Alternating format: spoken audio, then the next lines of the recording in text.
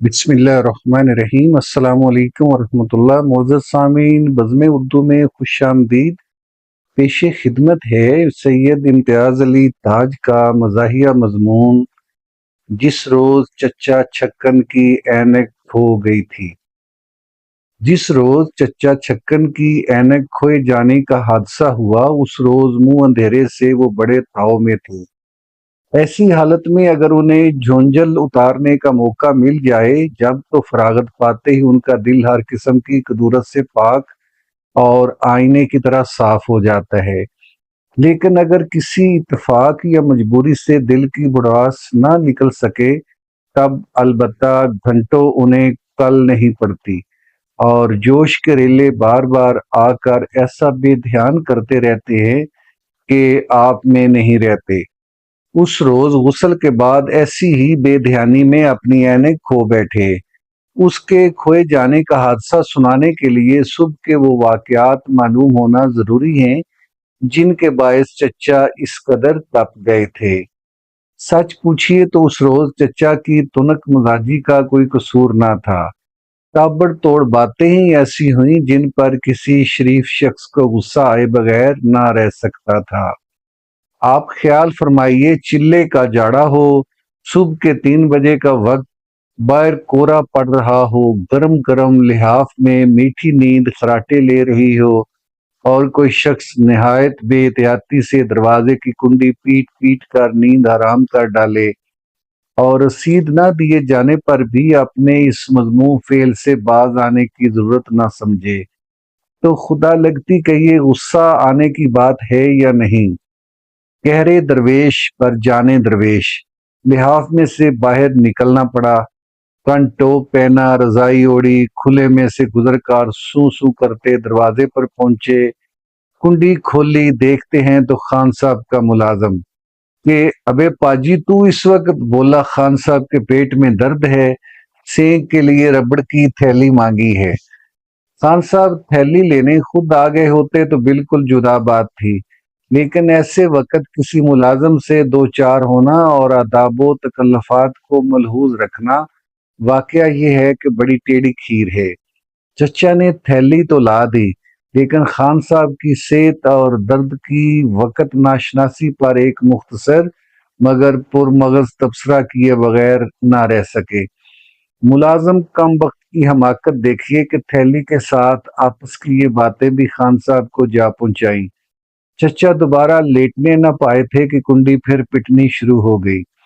بہت دیر تک انجان بنے رہنے پر بھی گولہ باری تمام نہ ہوئی تو اس کے سوا چارہ نظر نہ آیا کہ بعض نہ گفتہ بے الفاظ کہہ کر دل کا غبار نکالیں اور لحاف بھی اوپر سے الٹ ڈالیں۔ خون کے سے گھونٹ پیتے ہوئے کنڈی کھولی، مگر زبان ابھی کھولنے نہ پائے تھے کہ ملازم نے ترت تھیلی ہاتھ میں تھما دی۔ بولا خان صاحب نے کہا ہے کہ اسے اپنے پاس انڈے دینے دیجئے، ہم بوتل سے کام چلا لیں گے، اور اب کبھی ہم سے پالش کی شیشی منگا کر دیکھیے گا۔ سردیوں میں اندھیرے منہ بستر سے باہر نکلوانا اور نوکر کے ہاتھ اخلاق سے ایسی گری ہوئی بات کہلوا کر بھیجنا ایمان سے کہ یہ بھلا شرافت ہے؟ مارے غصے کے چچا کی نیند حرام ہو گئی۔ لیٹے تو مگر تمام وقت بڑبڑاتے ہوئے کروٹیں بدلتے رہے، جیسے ان کے باپ کی میراث میں مجھے ربڑ کی تھیلی ملی تھی، اور مزاج تو دیکھو کہ اپنے ہی پاس انڈے دینے دیجئے، مرغی کا دھمکی دیتا ہے کہ پالش منگا کر دیکھیے گا، جیسے شہر بھر میں یہی تو ایک موچی رہ گیا ہے۔ کسی کروٹ نیند نہ آئی تو تنگ آ کر سونے کا ارادہ ترک کر دیا۔ اجالا ہونے تک حقے سے غم غلط کرنے کی ٹھانی۔ نوکر چاکر سو رہے تھے، چلم لے خود باورچی خانے کا رخ کیا۔ غصہ اسی طرح دل میں چٹکیاں لے رہا تھا۔ آخر گھر ہے، کوئی خیراتی ہسپتال تو ہے نہیں کہ جس وقت جس کا جی چاہا سوتوں کو بے آرام کیا اور ربڑ کی تھیلی طلب کر لی۔ چندے کی تھیلی ہے جو یہ مزاج کے اپنے ہی پاس انڈے دینے دیجئے۔ باورچی خانے میں جا کر دیکھتے ہیں تو اتفاق سے چولہا ٹھنڈا، نہ جانے چچی رات کو بھول میں لکڑی کو دبانا بھول گئی تھی یا دبی ہوئی لکڑی جل کر راکھ بن چکی تھی۔ چچا کا غصہ اور بھڑک اٹھا، دھارداری کرنے چلی ہیں۔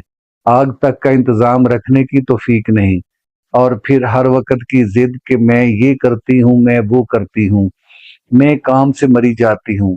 हालत ये है कि घर में पॉलिश तक मंगा कर रखने का होश नहीं। जरूरत हो तो हमसायों के यहाँ से पॉलिश मंगाया जाता है, और उस कम ज़र्फ को देखो कि पॉलिश क्या दे दी, गोया हाथम की गोर पर लात मार दी। जो बराबर पॉलिश ले ली तो बदले में रबड़ की थैली उन्हें बख्श दो, कमीना कहीं का। चचा बकते झकते उठ खड़े हुए, अंदर चले। सेन में पहुंचकर ख्याल आया कि हुक्के के बगैर सुबह करना मुहाल है, खुद ही आग सुलगानी चाहिए। वापस हो गए, 2 कदम न चलने पाए थे कि फिर लौटने की ठान ली। फूंके मारने की जहमत का ख्याल आ गया, मगर दालान में पहुंचने के बाद तलब ने ऐसा बेबस कर दिया कि बावर्ची खाने में पहुंचे और आग सुलगाने की ठानी। बुड़बुड़ाते हुए इधर उधर से कागज, चिट्ठियां, रस्सी के टुकड़े जमा किए, उन पर कोयले रख कर दिया सलाई दिखाई, और फूंके मार मार कर और जले दिल के फफोले फोड़ फोड़ कर आध घंटे की मेहनत से कहीं कोयले देख आए। लेकिन अब आप चिलम भरने के लिए तंबाकू के डब्बे को जो देखते हैं तो खाली। डब्बा उठाकर जमीन पर दे मारा। देखी उसकी हरकत, जी में आता है हरामखोर का कीमा करके रख दूं। हजार ताकीद करो पर इन नौकरों के कान पर जूं नहीं रेंगती। और उस बदमाश को देखो, सुबह सुबह प्राइवेट बात जाकर खान साहब से बयान कर डाली। कोई उस पाजी से पूछे, मैंने खान साहब के खैराती अस्पताल में दाखिल हो जाने की बात इसलिए कही थी कि जाकर उनके सामने बयान कर दे। तुझे रबड़ की थैली दी है, तू चुपचाप जाकर उनके हवाले कर दे। तू ये दूसरों के किस्से से क्या सरोकार। और फिर उन नवाब साहब का मजाज के फरमाते हैं, थैली को अपने ही पास अंडे देने दीजिए। थैली के अंडे याद आ जाने से गुस्से का एक नया रेला आया। जल कर उठ खड़े हुए। वहां पहुंचे, बुंदू सो रहा था। सोते हुए को एक ठुड्डा रसीद किया और बरस पड़े। हरामखोर बदमाश, 1000 दफा नहीं कहा कि एक चिलम का तंबाकू बाकी रहे तो और तंबाकू फौरन ले आया कर, मगर लातों के भूत भला बातों से मानते हैं। बुंदू हाय वाय और मियाँ जी करता हुआ उठ बैठा। चच्ची भी जाग गई। जूती पहनती पहनती लपक कर चचा के पास पहुंची। क्या हुआ, क्या हुआ, क्यों सुबह सुबह गरीब पर बरस पड़े। आग के सिलसिले में चच्ची पर भी गुस्सा था। चचा गुस्से से गर्दन मोड़ कर बोले, बस इस मामले में मेरी राय महफूज रहने दो। बुंदू बसोरता हुआ बोला, रखा तो हुआ है तंबाकू। चचा ने उसे ज्यादा न बोलने दिया। तो हम अंधे हैं? चच्ची ने फिर दखल दिया, रात ही तो इसने तंबाकू के लिए मुझसे 4 पैसे लिए हैं। चचा ने चच्ची को कुछ जवाब न दिया। झुक कर बुंदू का कान पकड़ा और उसे खड़ा कर लिया। दिखा चल कर कहाँ है तंबाकू। तंबाकू के नाम से पैसे ले लेकर रेवड़ियां उड़ती हैं, बदमाश। रात खा नहीं रहा था रेवड़ियां। इसी वक्त पैदा ना किया तंबाकू तो मेरे हाथों जीता ना बचेगा। बुंदू ने बावर्ची खाने में पहुंचकर ताक में से तंबाकू का डिब्बा निकालकर चचा के हाथ में थमा दिया। चचा मिनट भर डिब्बे को हाथ में लिए चुपचाप देखते रहे। तंबाकू से भरा हुआ था। फिर गोया अपनी इस खामोशी की कसर निकालने की गरज से एक थप्पड़ और बुंदू के रसीद किया। अबे ताक में तंबाकू, तंबाकू रखने की जगह ताक है, दुकान ही में न रख आया हरामखोर। ये जगह होती है तंबाकू रखने की। बंधु आंसू पूंछते हुए बोला, बीवी जी ने कहा था। चचा खसियाने होकर और गरजने लगे, अबे बीवी जी के बच्चे, तुझे खुद ख्याल ना आया कि जरूरत होगी तो ताक में कहाँ तलाश करते फिरेंगे। बंधु ने सिसकियां लेते हुए जवाब दिया, नीचे बिल्लियां गिरा देती हैं। मगर चचा की दलीलें कहाँ खत्म होती थी। बिल्लियां गिरा देती थी, बातें सुनो बदमाश की। तंबाकू ना हुआ दूध हो गया कि बिल्लियां गिरा देती थी। चच्ची दालान में आ खड़ी हुई थी, गुस्से को दबाकर बोली, हो चुकी तफ्तीश। चचा सर झुकाए जिस बिज वापस आ रहे थे, चुन जलाकर बोले, तुम्हारी शय ने नौकरों को सर पर चढ़ा दिया है कि तंबाकू का डिब्बा ताक में रखने लगे हैं। हमें क्यों कर मालूम हो सकता था कि डिब्बा ताक में रखा है। अकल से काम लेकर। चचा ने कुछ कहना चाहा, बात कहने के लिए 2 बार सीने में सांस भरी, मगर फिर साफ नाकसुल अकल कहने पर ही इक्तफा किया और जल्दी से बाहर निकल गए। बस ये वाकयात थे जिनकी वजह से चचा उस रोज ताव में आ गए थे। ربڑ کی تھیلی کا قصہ، آگ نہ ہونا، تمباکو تاک میں سے نکل آنا، بندوق کو پیٹنا، چچی سے جھڑپ، یہ سب ایسی باتیں نہ تھیں جو دماغی توازن پر اثر ڈالے بغیر رہ سکتی۔ صبح سے جو دیوان خانے میں گھسے تو گھنٹوں باہر نکلنے کا نام نہ لیا۔ چچی نے چائے تیار ہونے کی اطلاع بھجوائی تو امامی کو ہاں نہ کچھ جواب نہ دیا، گم سم کھڑے سامنے گھورتے رہے۔ راہ دیکھ دیکھ کر چچی نے چائے کمرے میں بھجوا دی، آپ نے لوٹا دی، ساتھ کہلا بھیجا اسے بھی طاق میں رکھ دیں۔ بس دیوان خانے میں ٹہلے جا رہے تھے، منہ ہی منہ میں کچھ بول رہے تھے، کبھی کبھی ہاتھ اور سر ایسے شد و مت سے ہلانے لگتے جیسے بچوں کے سامنے اپنے طلاق کے دعوے کی وجوہ بیان کر رہے ہیں اور اپنی وجوہ کی قوت و صداقت پر مبصر ہیں۔ نوکروں کے سامنے کیا ہمسایوں تک میں مجھے رسوا کر ڈالا ہے، ورنہ اس پٹھان کی طاقت تھی کہ پالش کا دانہ دے جاتا۔ آخر کوئی حد بھی بس ہو چکی، اب نہیں، ادھر کی دنیا ادھر ہو جائے، مگر انکار۔ جب دیکھو نوکروں کی طرفداری، جب دیکھو نوکروں کی طرفداری، زندگی اجیرن کا ڈالی ہے۔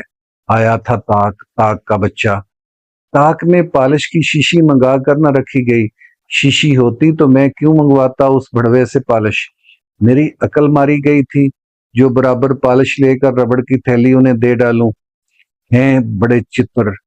سورج سر پر آ گیا تو نہ جانے بھوک اور حقے کی طلب سے بے چین ہو کر یا ویسے ہی اکتا کر آپ نے یک لخت باہر جانے کی ٹھہرا لی، مگر اب تک غسل نہ کیا تھا۔ غسل خانہ اندر تھا، اندر کیوں کر جائیں؟ دو ایک بار شیشوں میں سے جھانک کر دیکھا کہ اندر کیا صورت حالات ہے اور چچی کیا کر رہی ہیں۔ صد افسوس کہ وہ مغموم و متفکر نظر نہ آ رہی تھیں۔ باورچی خانے کے دھندوں نے انہیں گھیر لیا تھا۔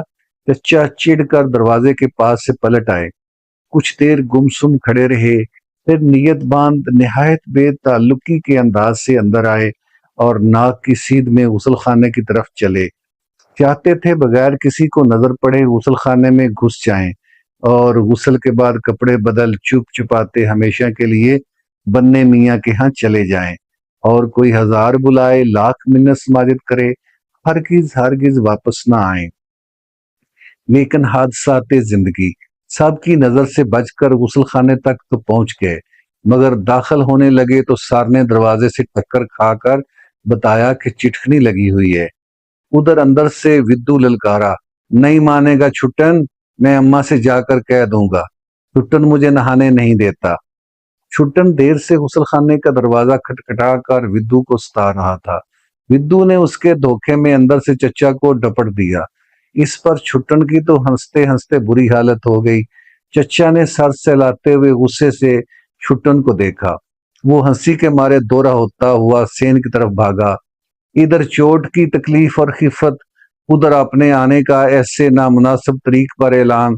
چچا غصے میں چھٹن کی طرف لپکے، وہ دوڑ کر چچی سے جا لپٹا۔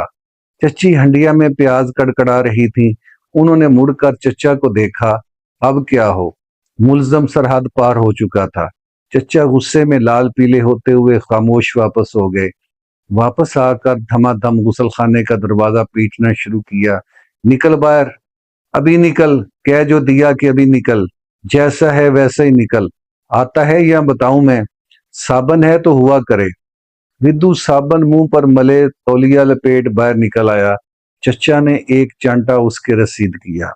پاجی کہیں کا نکل ہی نہیں چکتا تھا، بے کہا جو تھا ہم نے جیسا ہے ویسے ہی نکلا، سچوائے چلا جاتا تھا۔ ایک چانٹا اور رسید کر کے چچا غسل خانے میں داخل ہو گئے، دھن سے دروازہ بند کیا اور کھٹ سے چٹکنی لگا لی۔ اندر چاچا غسل خانے میں مصروف تھے، دروازے پر ودو کھڑا ری ری کر رہا تھا۔ چچی باورچی خانے میں انجان بنی کام میں مصروف تھی۔ تھوڑی تھوڑی دیر میں غسل خانے کے اندر سے چچا کی آواز سنائی دے جاتی تھی، تو نہیں ہوگا چپ، دیکھ میں کہتا ہوں سرک جا یہاں سے، نہیں اچھا نہ ہوگا، میں دروازہ کھول کر اتنی لگاؤں گا کہ اماں ربڑ کی تھیلی سے سینک کرتی پھریں گی۔ تھوڑی دیر بعد چچی چپکی سی باورچی خانے سے اٹھی اور ودو کے پاس پہنچی۔ کیا ہوا لال، کیوں رو رہا ہے؟ آ جا تو میرے پاس آ جا۔ چچا کی للکار بند تھی، پانی گرنے کی آواز بھی اندر سے نہ آ رہی تھی۔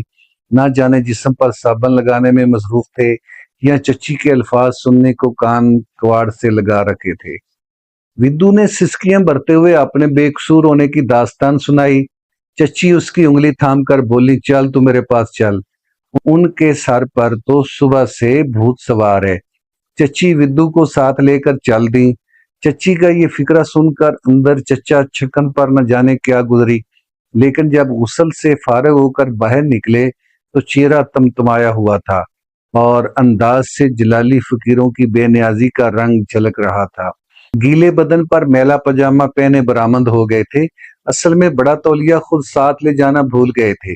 چھوٹا تولیہ باندھ کر ودو باہر نکل آیا تھا۔ غسل خانے میں سے آواز دے کر تولیہ مانگنا اور اپنی ضرورت مندی کی آواز چچی کے کان تک پہنچانا غالباً حمیت اور غیرت کو گوارا نہ ہوا تھا۔ سیدھے اس کوٹھڑی میں چلے گئے جہاں کپڑوں کا بکس رکھا رہتا تھا۔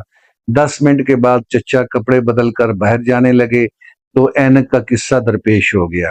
ایک پاؤں دہلیز کے اندر تھا، ایک باہر، کہ اچانک خیال آیا کہ غسل کے بعد اینک نہیں لگائی۔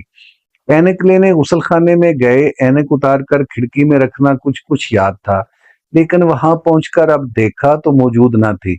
تاکوں پر نظر ڈالی، ان میں بھی نہ تھی۔ گھڑونجی کو دیکھا، فرش اور نالی کا جائزہ لیا، کہیں نظر نہ آئی۔ سوچا شاید میلے کپڑوں کے ساتھ کوٹھڑی میں چلی گئی۔ واپس کوٹھڑی میں پہنچے، کپڑے لا کر تخت پر رکھے تھے، اینک تخت پر بھی نہ تھی۔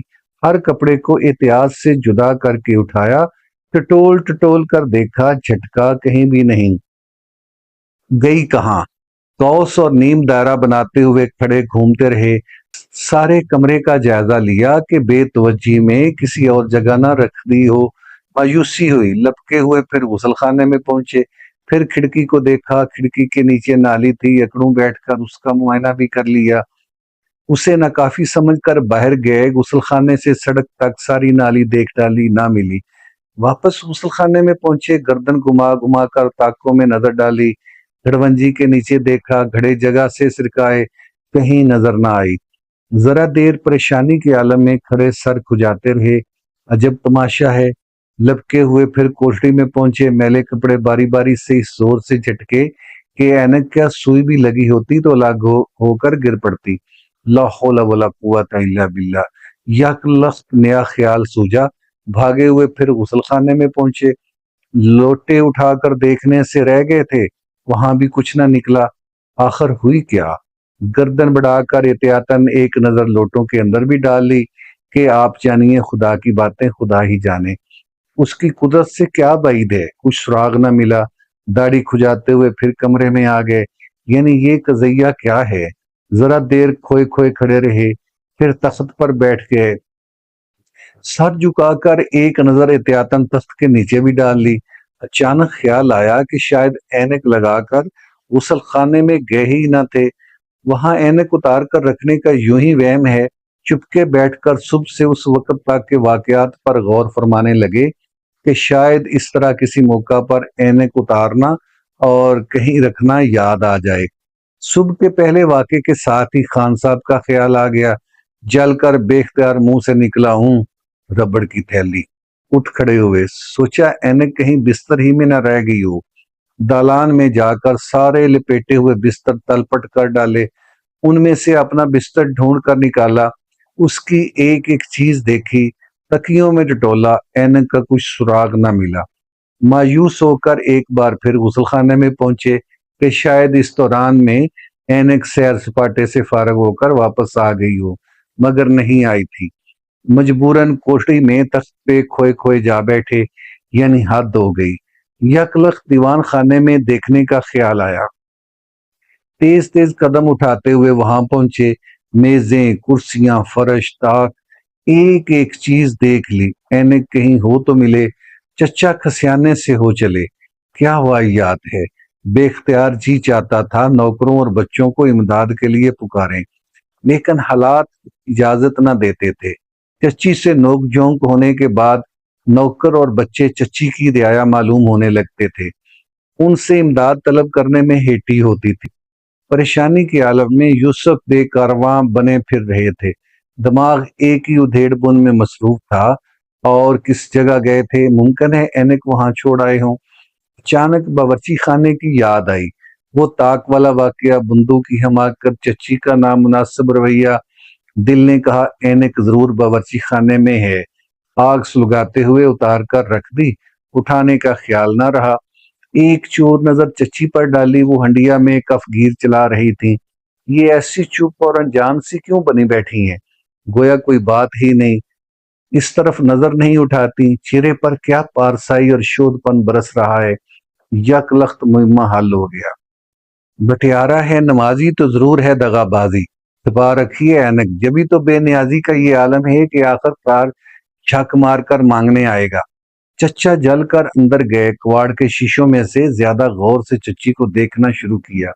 चच्ची ने इत्तेफाक से एक नजर दरवाजे की तरफ देखा। चच्चा का शुबा यकीन तक पहुंच गया। अब इस तरफ देखा ना, मैं पहले ही जानता था, चुपके चुपके मेरी परेशानी का तमाशा देख रही हैं। इस बचपन की भला कोई हद है, क्या बेमैनी औरत है। अच्छी बात है, मैंने भी बेगम साहबा का पानदानी गायब ना किया हो तो कहना। बेताबी के आलम में कभी सेन से गुजर कर बैठ जाते, कभी अंदर आ जाते, कभी कनखियों से चच्ची को ताड़ते जा रहे थे, कभी बाहर खड़े होकर दाढ़ी खुजाने लगते, कभी अंदर आकर पेट सहलाना शुरू कर देते। समझ में ना आता था क्या करें, क्या बेहुदा मजाक है। और अगर मैं उनकी ओढ़नी को दिया सलाई दिखा दूं, जब अंदर खड़े चोर नजरों से बार बार बावर्ची खाने की तरफ देख रहे थे कि इत्तेफाक से बन्नो हंडिया का सामान लिए उधर से गुजरी। चचा ने उसे इशारे से बुलाया, आहिस्ता से कहा, बन्नो एक काम कीजिए, हमारी ऐनक खो गई है, बावर्ची खाने में कहीं रखी थी, ढूंढ कर ला देगी। बन्नो ने पूछा, कौन सी ऐनक? चचा बोले, अहमद कहीं की, जो ऐनक हम लगाते हैं, और कौन सी, मगर देख तेरी अम्मा को नाम मालूम होने पाए। बन्नो चचा का मुंह तकते हुए बोली, अपनी ऐनक लगा तो रखी है आपने? चचा ने चौंक कर हाथ आंखों की तरफ बढ़ाया। हैं? यकीन न आया कि जिस शय को हाथ ने छुआ वो ऐनक ही है। उतार ली, हाथ में लेकर घुमा घुमा कर देखने लगे। फिर हैरत के आलम में नजर बन्नों पर डाली। ये यहीं थी, कब लगाई थी हमने? बन्नों को छूटी हंसी कहकर लगाती और अम्मा अम्मा करती हुई ये बात सुनाने बावर्ची खाने को चली। चचा ने लपक कर पकड़ लिया। हैं क्या हुआ? कहाँ चली? गुलाब जामुन खाएगी? वो बात तो हमने मजाक में की थी, पागल कहीं की। इसमें अम्मा को सुनाने की क्या बात? दीवानी हुई है? क्या लाए तेरे लिए बाजार से? थप्पड़ मारूंगा मैं। बन्नों ने कहका और अम्मा अम्मा की रट बंद न की तो चचा ने गुस्से से उसे धक्का दिया। वो गरीब गिर कर रोने लगी। चचा जल्दी से बाहर निकल गए। शाम को चचा घर आए तो लदे फंदे थे। एक हाथ में मिठाई की टोकरी, दूसरे में कचोरियों की। दरवाजे में कदम रखते ही बच्चों को पुकारना शुरू कर दिया, ऐसे खुश गोया सुबह कुछ हुआ ही ना था। सब को लेकर पलंग पर बैठ के मिठाई और कचोरियों में से विद्दू और बन्नों को औरों से ज्यादा हिस्सा मिला। चच्ची का हिस्सा उनके लिए बावर्ची खाने में भेज दिया गया। फरागत पाने के बाद बुंदू को लेकर ड्योढ़ी में चले गए। उससे कहा, बुंदू यार, ये लो तुम एक आना, और अगर एक काम करो तो 54 इनाम। खान साहब नुक्कड़ की दुकान पर हजाम के यहाँ खत बनवाने आया करते हैं। बाइसाइकिल अपना पैर रख जाते हैं। अब के आए तो चुपके से जाकर उनके साइकिल में पंक्चर कर दीजिए।